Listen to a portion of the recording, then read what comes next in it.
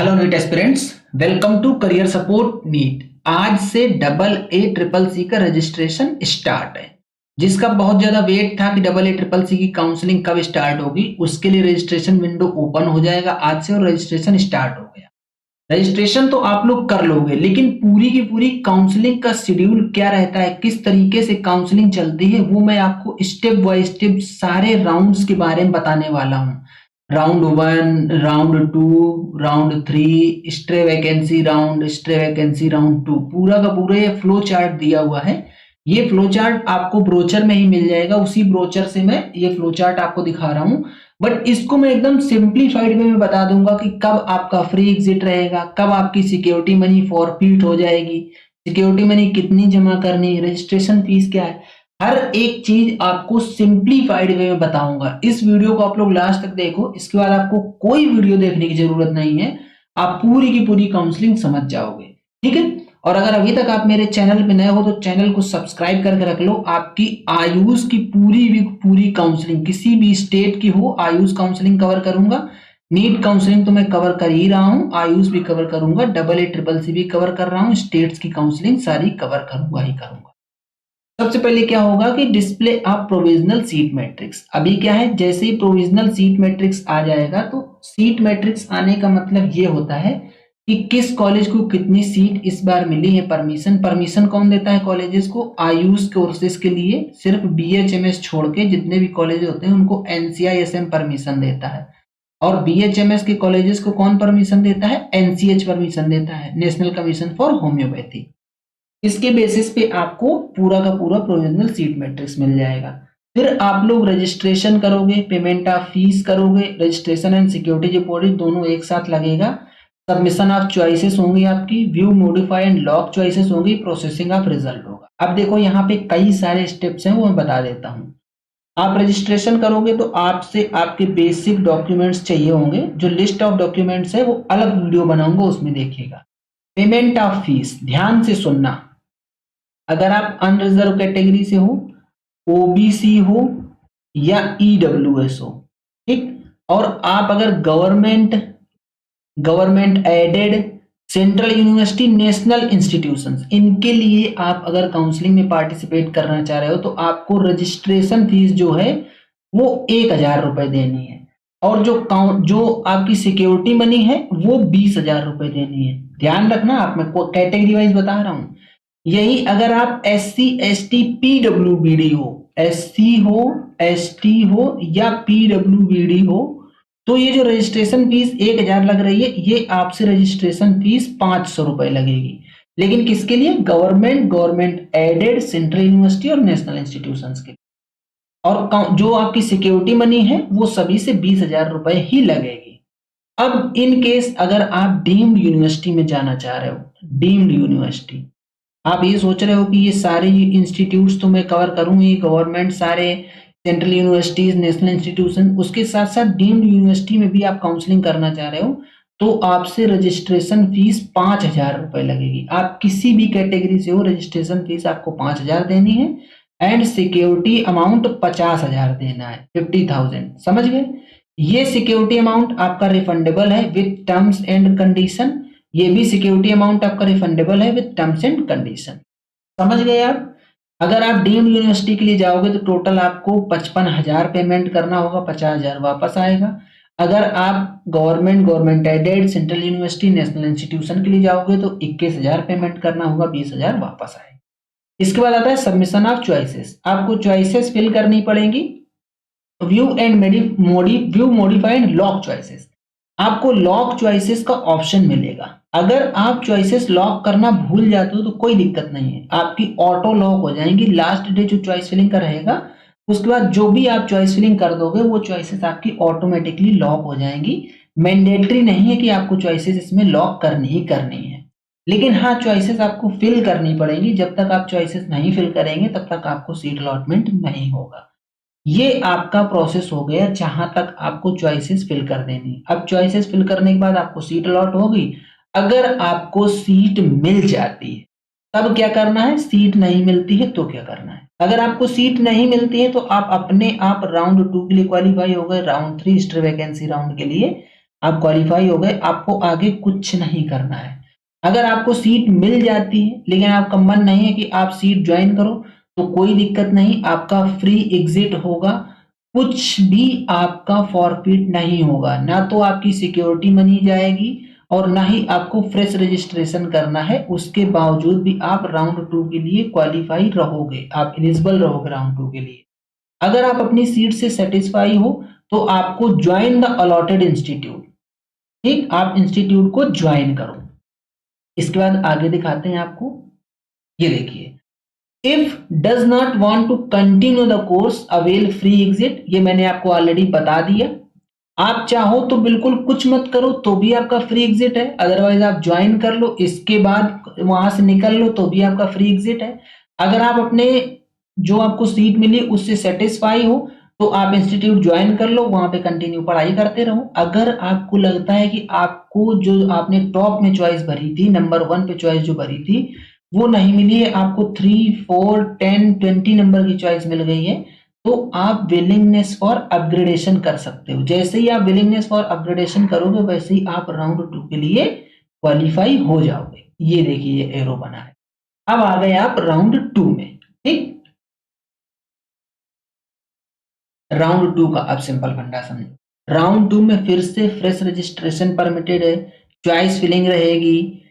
जो बच्चे अपग्रेडेशन के लिए आ रहे हैं उनको भी चॉइस फिलिंग करनी है, फ्रेश चॉइसेस आपको फिल करनी पड़ेगी। अगर आपने अपग्रेडेशन के लिए डाला है तो भी आपको फ्रेश चॉइसेस फिल करनी है, लॉक नहीं करोगे तो ऑटोमेटिकली लॉक हो जाएंगी। जिन्होंने जो फ्रेश रजिस्ट्रेशन करेंगे उनको तो चॉइस फिलिंग करनी ही करनी है। अगेन अब आ गया राउंड 2। अब देखिए राउंड 2 में अगर आपको सीट नहीं मिलती है तो क्या होगा, आप अपने आप राउंड 3 और स्ट्रे वैकेंसी राउंड के लिए एलिजिबल हो गए। आगे क्या लिखा है, if not upgraded then also round 2 rules applicable to round 1 admitted candidates after publication of round 2 result. अगर आपने राउंड 1 से राउंड 2 में सीट के लिए अपग्रेडेशन के लिए डाला था और आपका अपग्रेड नहीं भी हुआ तो भी अब आप ये समझ लीजिए कि जो राउंड 2 के नियम होंगे अब आपको वो नियम फॉलो करने पड़े। If not upgraded, continue at round 1 admitted seat and can participate in round 3 by filling new choices। हाँ, आप राउंड 2 में भी अगर आपको सीट नहीं मिलती है तो आप फिर से राउंड 3 के लिए फ्लोट में अपग्रेडेशन के लिए डाल सकते हो। If not upgraded and does not want to remain round 1 joint seat, can avail exit with forfeiture। अब समझो, till 3 days prior or commencement to round 3। ये समझिए, अब जैसे आपको राउंड 1 से आपने राउंड 2 में अपग्रेडेशन के लिए सीट डाला, अब आपको राउंड 2 में सीट नहीं मिली और आप ये कॉलेज छोड़ना चाह रहे हो तो आप कॉलेज छोड़ सकते हो। अब आपकी सिक्योरिटी मनी जब्त हो जाएगी, सिक्योरिटी मनी अब आपकी जब्त हो जाएगी। ये लिखा है exit with forfeiture, security money जब्त होगी और राउंड 3 में आप फिर से चाहो तो पार्टिसिपेट कर सकते हो। उसमें आपको फ्रेश रजिस्ट्रेशन करना पड़ेगा और फिर से सिक्योरिटी मनी जमा करनी पड़ेगी। इसका मतलब ये होता है exit with forfeiture. Till 3 days prior to the commencement of round 3, round 3 शुरू होने के उसके 3 दिन पहले आपको ये अपना सीट से रिजाइन करना होगा या एग्जिट मारना होगा। Candidate who exit the round 1 admitted seat with forfeiture of counselling fees between the period of 3 days before the commencement of round 3 and till the date of announcement of round 3 final result excluding the final result date will be eligible for state UT counseling but ineligible for AA CCC counseling। Okay, इन्होंने ये बोला है कि अगर आप round 1 admitted seat round 2 में exit with forfeiture करते हो and counselling fees between period of 3 days before the commencement of round 3, round 3 commence होने के 3 दिन पहले and till the date of announcement of round 3 final result, अगर round 3 के final result वाले दिन तक आप अनाउंस अपना एग्जिट निकलते हो, मतलब आप सीट छोड़ते हो, तो आप स्टेट या यूनियन टेरिटरी की काउंसलिंग के लिए तो एलिजिबल रहोगे बट आप AA CCC की काउंसलिंग में एलिजिबल नहीं रहोगे। मैंने अभी यहाँ पे बोला था कि आप फ्रेश रजिस्ट्रेशन कर सकते हो, नहीं, आप फ्रेश रजिस्ट्रेशन नहीं कर पाओगे, आप AA CCC की काउंसलिंग से इनएलिजिबल हो जाओगे। Round 1 not upgraded candidates withdraw their seats with forfeiture after round 3 result। Will become ineligible for central state union territory. ये भी समझो, ये आपके लिए बहुत ज्यादा मतलब ऐसा क्लॉज है कि आपको स्टेट की काउंसलिंग से भी बाहर कर देगा। ये क्या बोल रहा है, आपको राउंड 1 में सीट मिली, आपने उसमें एडमिशन लिया और राउंड 2 में अपग्रेडेशन में डाला, फिर राउंड 2 में आपको कोई सीट नहीं मिली तो आप फिर से राउंड 3 में अपग्रेडेशन में डाल के आए। अब राउंड 3 के फाइनल रिजल्ट आ जाने के बाद आप अगर यहां से विड्रॉल कर रहे हो, समझिए आप पूरी बात, राउंड 3 का रिजल्ट आ जाने के बाद अगर आप विड्रॉल कर रहे हो तो फिर आप सेंट्रल स्टेट और यूनियन टेरिटरी की काउंसलिंग से भी इनएलिजिबल हो जाओगे। दोनों क्लॉज समझ में आए। राउंड 3 स्टार्ट होने के 3 दिन पहले अगर आप विड्रॉल लगा दोगे तो आप AA-CCC की काउंसलिंग से सिर्फ इनएलिजिबल हो गए, स्टेट की काउंसलिंग में पार्टिसिपेट कर सकते हो। और राउंड 3 कंप्लीट होने के बाद अगर आप विड्रॉल लगा रहे हो तो फिर आप स्टेट की काउंसलिंग में पार्टिसिपेट नहीं कर पाओगे और कोई काउंसलिंग में पार्टिसिपेट नहीं कर पाओगे। ये नियम आ गया है। अब यहाँ राउंड 2 में आ जाओ। अगर आपको राउंड 2 में सीट मिल जाती है तब क्या करना है, if upgraded round 1 joint seat stands cancel needs to relieve from round 1 institute and join the round 2 allotted institute. Round 1 से आप राउंड 2 में अपग्रेड होके आए थे, अब राउंड 2 में आपको सीट मिल गई तो आप अब आपकी राउंड 1 की सीट कैंसिल हो जाएगी। यहां से आपको रिलीव होना है और राउंड 2 में जो इंस्टीट्यूट मिला है उसको अब ज्वाइन करना है जाके। अब समझिए राउंड 2 में क्या है, आपको सीट मिल गई है, अब आप क्या करना है, join the allotted institute, yes, willingness for upgradation round 3, continue study in round 2 joint institute. इसका भी वही सेम राउंड 1 के तरीके फंडा है। अगर आप अपनी सीट से सेटिस्फाई हो तो राउंड 2 में आप कंटिन्यूसली अपना जो भी कॉलेज मिला उस कॉलेज में पढ़ाई करते रहो। अगर आप सेटिस्फाई नहीं हो तो फिर आप विलिंगनेस के लिए डाल दो राउंड 3 में, मतलब अपग्रेडेशन के लिए डाल दो, विलिंगनेस दे दो, आप राउंड 3 के लिए क्वालिफाई हो जाओगे। अब ये वाला क्लॉज पढ़ो, if not reported counselling fee forfeited. Simple वही जो मैं आगे बताया हूं आपको कि राउंड 2 में अगर आपको सीट मिली और आपने कॉलेज में रिपोर्ट नहीं किया तो भैया सिक्योरिटी मनी गई आपकी, ये समझ लीजिए। If withdrawn with forfeiture 3 days prior to commencement of round 3 can participate in round 3 stray vacancy round by paying complete fees again as per the eligibility criteria of that round। ठीक, if withdrawn with forfeiture between the period of 3 days before the commencement of round 3 and till the date of announcement of round 3 final result excluding the final result date will be eligible for state duty। दोनों में अब फंडा समझो, दोनों में अंतर क्या है। if withdrawn with forfeiture 3 days prior to the commencement of round 3, जैसे राउंड 3 कमेंस होने वाला है उसके 3 दिन पहले अगर आपने विड्रॉल लगा दिया तो सिर्फ आपकी सिक्योरिटी मनी जाएगी, आप राउंड 3 के लिए एलिजिबल हो जाओगे। अगर आपने ऐसा करा कि if withdrawn with forfeiture between the period of 3 days before the commencement of round 3 and till the date of announcement of round 3 final result, जैसे ये आज कमेंस होने वाली है राउंड 3 और ये आपका रिजल्ट अनाउंस होने वाला है। अब अगर आप इसमें रिजाइन लगाओगे तो फिर आपका फॉरफीचर हो जाएगा और आप राउंड 3 में AA-CCC की काउंसलिंग में भी एलिजिबल नहीं रहोगे। ये लिखा है वही, if withdrawn with forfeiture between the period of 3 days, between the period of 3 days जो ये है before the commencement of round 3 and till the date of announcement of round 3, मतलब जो अनाउंस होता है रिजल्ट और जो राउंड 3 जस्ट कमेंस हो गया, जैसे मान लो 1 तारीख से कमेंस हो गया राउंड 3, रजिस्ट्रेशन वगैरह हो गया और ये अलॉटमेंट आ रहा है 4 तारीख को, तो इन 3 दिन में अगर आप रिजाइन करोगे तो फिर आपका फॉरफीचर होगा, आप AA-CCC में इनएलिजिबल हो जाओगे। और ये 1 तारीख से सपोज कमेंस हो रहा है, इसके 3 दिन पहले आप रिजाइन दे रहे हो, दैट मीन्स अगर आप 29 तारीख को 28 को रिजाइन दे रहे हो तो फिर आप नेक्स्ट राउंड के लिए एलिजिबल हो। दोनों का डिफरेंस समझ गए आप। आगे बढ़ते हैं। Round 2 allotted candidates withdraw there seats with forfeiture after round 3 result will become ineligible for central state UT counseling। 3 case हैं, तीनों के तीनों केस आप समझ लीजिए। अब अगर आप जैसे 4 तारीख को रिजल्ट आ गया, इसके बाद अगर आप अनाउंस अपना रिजाइन दोगे सीट से, तो फिर आप सेंट्रल, स्टेट, यूटी कोई भी काउंसलिंग में, आयुष की काउंसलिंग में पार्टिसिपेट ही नहीं कर सकते हो। ये बोल रहा है ब्रोचर साफ साफ। तीनों केस समझ गए आप लोग? ये तीनों केस जो मैंने समझाए वो तीनों केस ये लिखे हुए हैं, साफ साफ लिखे हैं। अब बात आ जाती है राउंड 3 में फिर से। Display of provisional and virtual seat matrix, choice submitted in round 1, round 2 will be treated null and void, need to fill fresh choices. जो लोग राउंड 3 के लिए एलिजिबल हुए उनको फिर से फ्रेश चॉइसेस फिल करनी है।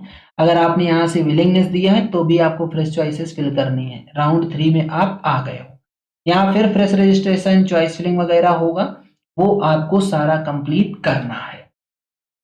अब देखिए राउंड 3 में भी वही कंडीशन होगी। If not allotted, participate in extra vacancy round. If not upgraded, then also round 3 rules applicable to round 1, round 2 admitted candidate from the date of publication of round 3 result. जैसे ही round 3 result आ गया, अब आपकी upgrade seat नहीं हुई तो ये consider करोगे अब राउंड 3 के रूल आपके ऊपर एप्लीकेबल होंगे। If not upgraded, continue at round 1, round 2 admitted seat. If withdrawn from not upgraded seat, otherwise become ineligible for any आगे कहाँ लिखा है? इन्होंने आगे नहीं लिखा कहीं पे भी, मैं बता देता हूं। एनी का इनके आगे कहने का मतलब क्या है? अगर आपने राउंड 3 का रिजल्ट आने के बाद अगर आपने रिजाइन किया तो आप किसी भी स्टेट, यूटी, सेंट्रल की काउंसलिंग के लिए एलिजिबल नहीं रहोगे। सिंपल फंडा है, ठीक। अब चलते हैं यहाँ पे, अगर आपको सीट मिल गई तब का केस क्या हुआ?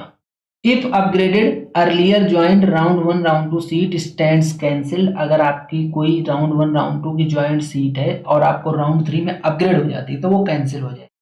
इसके बाद जो राउंड 3 में आपको सीट मिली है वो आपको must join the round 3 allotted institute after relieving from round 1, round 2।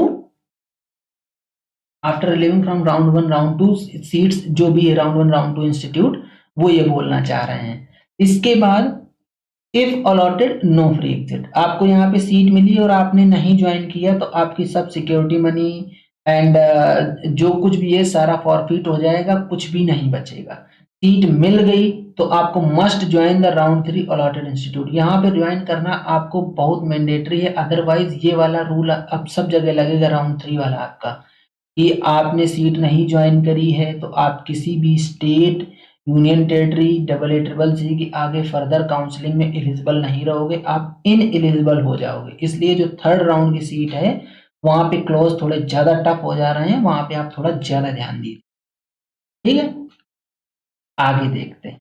If seat allotted in round 3, previous allotted edited seat allotted after round 3 result through any round of state duty counseling with any stands cancel। ये पढ़ो। If seat allotted in round 3, previous allotted allotted seat after round 3 result through any rounds of state UT counseling if any stands cancel। मतलब आपको all India वाली join करनी पड़ेगी, AA-CCC वाली, state वाली आपकी कैंसिल हो जाए। इफ नॉट रिपोर्टेड या withdrawn, become ineligible for AYUSH UG counselling. किसी भी सेंट्रल, स्टेट, यूटी में अगर राउंड 3 में आपने नहीं रिपोर्ट किया, सीट मिली या विड्रॉ कर लिया तो आप इनएलिजिबल हो जाओगे और आपकी सिक्योरिटी मनी भी जब्त हो जाएगी। If withdrawn the round 1, round 2 seat from the date of announcement of round 3 final result, become ineligible for any AYUSH UG counselling, central, state, UT with forfeiture with of counselling fees. बात वही है जो मैं आपको बता चुका। अब ये आता है आगे प्रोसेस क्या होगा जिनको सीट नहीं मिली है। Submit undertaking for the extra vacancy round on the AA-CCC portal that candidate does not hold any seat through any round of AA-CCC state UT counselling. अगर आपके पास कोई सीट होल्ड कर रहे हो आप AA-CCC से या किसी भी स्टेट की काउंसलिंग से, तो आप स्ट्रे वैकेंसी राउंड के लिए एलिजिबल ही नहीं हो, आप ये समझ लीजिए। अब एक चीज और समझो, ये स्ट्रे वैकेंसी राउंड आते आते क्या होगा, जो कट ऑफ परसेंटाइल है आयुष कोर्सेज के लिए वो डाउन हो जाएगा तब तक। तो जैसे स्ट्रे वैकेंसी राउंड का टाइम आता है, जिनका कट ऑफ नहीं क्वालिफाई हुआ है, 1, 2, 3, 4, 5 नंबर तक से जिनका रुक गया है, वो लोग यहाँ पे ध्यान देना, कट ऑफ परसेंटाइल डाउन होगा तो आप लोग रजिस्टर कर सकते हो यहाँ पे, क्योंकि डबल ए ट्रिपल सी की स्ट्रे वैकेंसी राउंड 1 में ही रजिस्ट्रेशन होता है। स्ट्रे वैकेंसी राउंड 2 में यहाँ पे रजिस्ट्रेशन नहीं होता है, रजिस्ट्रेशन परमिटेड नहीं है, ठीक, इसलिए बोल रहा हूँ यहाँ पे ध्यान देना। अब आ गया ये stray vacancy round. Registration and payment only during stray vacancy round, मैंने अभी आपको बताया, for both government aided central university, national institutes and deemed university. No upgradation from round 1, round 2, round 3 to extra vacancy round. कोई upgradation नहीं होगा, आपको round 3 में जो कॉलेज मिल गया वो आपको ज्वाइन करना ही करना है, नहीं ज्वाइन करोगे तो आप आगे किसी भी स्टेट सेंट्रल यूटी की काउंसलिंग में पार्टिसिपेट नहीं कर पाओगे। ये लिखा है देखो साफ साफ वही, इफ नॉट रिपोर्टेड या विथड्रॉन तो आप इनएलिजिबल हो जाओगे सेंट्रल स्टेट यूटी। आगे चलते हैं। Stray vacancy round government aided central university, deemed university. Choice filling होगा आपका। स्ट्रे वैकेंसी राउंड 1 का अलॉटमेंट आएगा, अगर आपको सीट मिल जाती है तो डिस्कस करता हूँ, सीट नहीं मिलती है तो आप directly wait for round 2 allotment, क्योंकि राउंड 2 में ना तो रजिस्ट्रेशन होगा और ना ही चॉइस फिलिंग होगी। जो आप चॉइसेस फिल कर दोगे स्ट्रे वैकेंसी राउंड 1 में वही आपकी चॉइसेस रहेंगी स्ट्रे वैकेंसी राउंड 2 में। अब देखिए यहाँ पे अगर आपको सीट मिल जाती है, must join the allotted institute, if not, if allotted no free exit. अगर आपको सीट मिल गई और आपने सीट नहीं ज्वाइन करी तो आपका फ्री एग्जिट नहीं है, सिक्योरिटी मनी चली जाएगी। अब ये वाला क्लॉज पढ़ो, if seat allotted in stray vacancy round based on false undertaking given by the candidate, previous allotted admitted seat allotted after stray vacancy round 1 through result through the any round of state UT counseling if any stands cancel। मतलब अगर आप कोई भी false information दोगे तो simple आपकी seat cancel हो जाएगी। इफ नॉट रिपोर्टेड, ये वाला क्लॉज पढ़ो, इफ नॉट रिपोर्टेड या withdrawn become ineligible for any AYUSH UG counselling central state UT and counselling fee forfeited. अच्छा है कि आपको नेक्स्ट ईयर के लिए कहीं कोई बैन अभी नहीं दिया गया है, नेक्स्ट ईयर का कोई बैन नहीं लगेगा आपके ऊपर। बस ये है कि आप फर्दर जो भी काउंसलिंग होगी किसी भी स्टेट में या ऑल इंडिया लेवल की, उन काउंसलिंग के लिए आप इनएलिजिबल हो जाओगे अगर आपको स्ट्रे वैकेंसी राउंड में सीट मिलती है और आप नहीं ज्वाइन करते हो, ठीक। अब देख लेते हैं स्ट्रे वैकेंसी राउंड 2 का। इसमें क्या होगा, can participate in state UT counselling. अगर आपको स्ट्रे वैकेंसी राउंड 2 में भी सीट नहीं मिली तो आप आराम से अब जाके अपना स्ट्रे जो स्टेट और यूनियन टेरिटरी की काउंसलिंग उनमें पार्टिसिपेट कीजिए। अगर आपको सीट मिल जाती है तो आपको मस्ट है ज्वाइन करना, नहीं तो अगर आप नहीं ज्वाइन करेंगे तो आपका सेम वही सिंपल फंडा, इफ नॉट रिपोर्टेड या withdrawn become ineligible for all central state UT counselling, ठीक है। अगर आपको फॉल्स अंडरटेकिंग पे सीट मिलती है, फॉल्स अगर आपने कोई अंडरटेकिंग दिया फॉल्स हुआ तो आपकी सीट कैंसिल। ये था पूरा का पूरा शेड्यूल। अब ये क्या लिखा है, note for academic year 25-26 after third round the counselling for admission to vacant seats under deemed university will be conducted along with online stray vacancy round for under government aided college, central university, national institute. There will be two-phase allotment for stray vacancy round 1 and 2. That means there will not be any separate stray vacancy round available for deemed university. पहले क्या होता था, deemed university के लिए separate आता था कि deemed university के लिए आपको स्ट्रे वैकेंसी राउंड अलग से मिलेगा, क्योंकि ये क्या करते थे कि डबल ए ट्रिपल सी क्या करता था, डीम्ड यूनिवर्सिटीज को डेटा फॉरवर्ड करता था, फिर डीम्ड यूनिवर्सिटी का जो होता था वो स्ट्रे वैकेंसी राउंड अपना अलग से कंडक्ट करवाया जाता था। डीम्ड यूनिवर्सिटी में रीच आउट करना पड़ता था कि सीट खाली है, या डीम्ड यूनिवर्सिटी आपको बताएगा कि आपको मेरे यहाँ सीट मिली है, वो एक प्रोसेस अलग होता था। इस बार क्या है, सभी का एक साथ स्ट्रे वैकेंसी राउंड करवाया जा रहा है। मतलब आपको कहीं से ये अलग नहीं है कि डीम्ड यूनिवर्सिटी का स्ट्रे वैकेंसी राउंड अलग हो, बाकी government aided central university national institutes का स्ट्रे वैकेंसी राउंड अलग से हो। पूरा का पूरा मैंने ये डिस्कस कर दिया है कि आपकी काउंसलिंग किस तरीके से चलेगी, कहाँ आपकी सिक्योरिटी मनी जब्त हो जाएगी, कहाँ आप किसी भी काउंसलिंग के लिए एलिजिबल ही नहीं रहोगे, कहाँ कहाँ आपके लिए क्या बैन लग सकता है, वो हर एक चीज डिस्कस। अभी भी अगर आपकी कोई क्वेरी है तो कमेंट बॉक्स में मुझे बताओ कि आपकी ये क्वेरी है, कमेंट बॉक्स में मैं क्वेरी लूंगा। अगर आपको पेड गाइडेंस लेना है तो करियर सपोर्ट नीट का पेड गाइडेंस ज्वाइन कर लो, हमारा बहुत ही सस्ता पेड गाइडेंस है, आपकी पूरी काउंसलिंग कर दी जाए। ऑफिशियल टेलीग्राम चैनल ज्वाइन करके रख लो जिससे कि आप लोगों को इस तरीके का अपडेट मिलता रहेगा। तो आपका कोई अपडेट छूटेगा नहीं। दिन में एक बार टेलीग्राम चैनल खोल के देख लो, बस उतना आपके लिए काफी होगा। आपका पूरी की पूरी स्मूथ काउंसलिंग में करवा दूंगा। अगर आपको पेड गाइडेंस लेना है तो करियर सपोर्ट नीट का हेल्पलाइन नंबर आपको नीचे दिख ही रहा है, इस पे आप व्हाट्सएप कीजिए और फटाफट पेड गाइडेंस ले लीजिए, आपकी पूरी काउंसलिंग कर दी जाए। ये था पूरा कंप्लीट वीडियो। अगर आप लोगों को वीडियो पसंद आता है तो वीडियो को लाइक करो, चैनल को सब्सक्राइब करो, बेल आइकन दबा के रख लो, जिससे कि आप लोगों को इस तरीके का अपडेट मिलता रहे। आज का वीडियो यहीं तक, मिलेंगे नेक्स्ट वीडियो में नए डेटा के साथ। तब तक के लिए बाय बाय।